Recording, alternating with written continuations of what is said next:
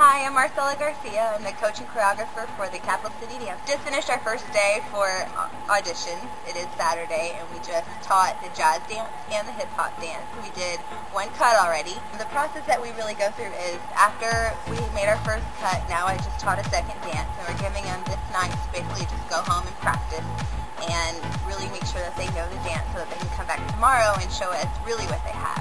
Tomorrow we're going to arrive and we're going to have all the girls come in and stretch and go over it a little more with music, and then we will have our judges come in and we will perform again just like we did today. We'll perform in groups of 2 in front of the judges, and we really look for performance, and we really look for if they're comfortable, if they're having fun, and we'll go back, we'll do our little judging part, and then we will have another cut.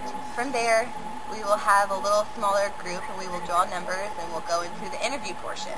The interviews, we just really want to meet the girls. We want to talk to them. We want to see who they are and if they're comfortable talking to people, because our fans are the most important for the Toros.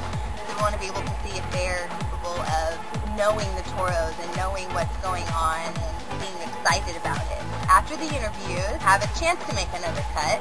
And then from there, we will have until Tuesday. Tuesday night will be our finals, and then at the finals, it's open to the public. Family and friends can come, and anybody can come and watch, and this gives the girls a chance to perform in front of a crowd. And on Tuesday night, we really want them to perform and to shine and to get the crowd going with them. And from there, we'll pick our team.